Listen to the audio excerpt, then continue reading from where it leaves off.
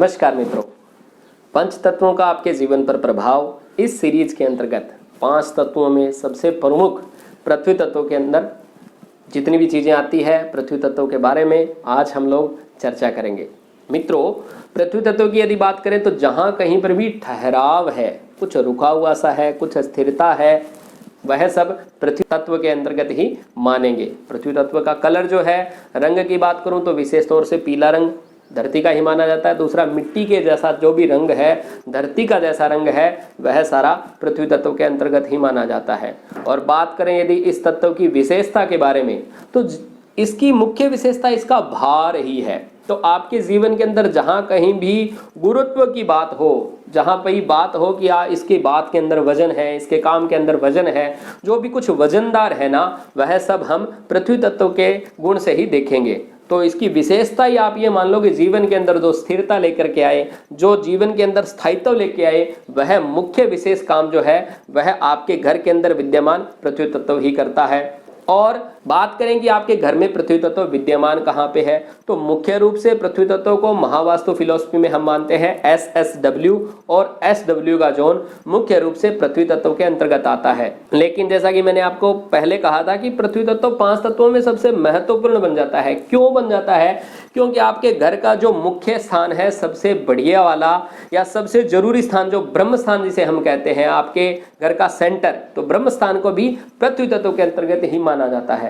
यदि यहाँ पर कोई भी प्रकार का इम्बैलेंस हो जाता है तो ब्रह्म स्थान से निकलने वाली ऊर्जाएं साइड में अच्छे से नहीं जा पाएंगी और आपके जीवन के अंदर सारी चीजों के अंदर कुछ ना कुछ दिक्कत आनी शुरू हो जाएगी। तो मुख्य रूप से पृथ्वी तत्व का आप स्थान मानेंगे ब्रह्म स्थान, साउथ वेस्ट जिसे हम नैऋत्य कोण मानते हैं, और SSW। इसके अलावा भी पृथ्वी तत्व को जो है ना, जो हमारे कार्डिनल डायरेक्शन जितनी भी है, जैसे साउथ ईस्ट है, जो साउथ वेस्ट है, वो तो बता ही दिया आपको पृथ्वी तत्व है, नॉर्थ वेस्ट है और नॉर्थ ईस्ट है, यानी कि जहां पर 2 दिशाएं मिलती है तो उन दिशाओं के अंदर क्या होता है, एक तत्व दूसरे तत्व के अंदर कन्वर्ट हो रहा होता है। जैसे जल तत्व नॉर्थ से लेकर के नॉर्थ ईस्ट तक चला गया, नॉर्थ ईस्ट के बाद में वायु तत्व शुरू होता है, तो जैसे जल ने वायु के अंदर परिवर्तन होना शुरू किया तो उसके लिए उसे एक आधार चाहिए। तो आधार के लिए वहां पर कहीं ना कहीं कुछ ना कुछ रूप से पृथ्वी तत्व विद्यमान रहता है। तो वास्तु के हिसाब से आपके घर के चारों कोणों में भी थोड़ा बहुत मात्रा के अंदर पृथ्वी तत्व होता ही है।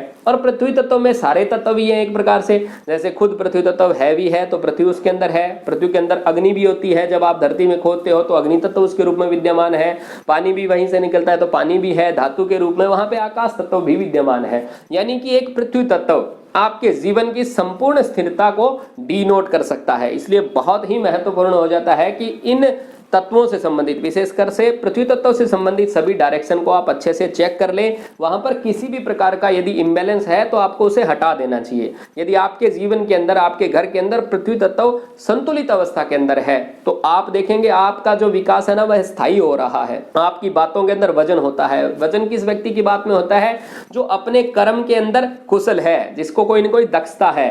तो दक्षता के आधार पर जब कोई व्यक्ति बात करता है, स्किल के आधार पर बात करता है, तो उसकी बात वजनदार होती है। तो स्किलफुल भी आप हो जाएंगे, समाज के अंदर एक बैलेंस रिश्ता बनाकर भी आप रखेंगे। कुल मिला के जीवन के अंदर हर क्षेत्र के अंदर आप स्थायी रूप से प्रगति करते जाएंगे। और यदि आपके जीवन के अंदर, आपके घर के अंदर पृथ्वी तत्व इम्बैलेंस है तो जो स्थायित्व है ना, वह खोस आ जाएगा, जीवन के अंदर आलस्य आ जाएगा।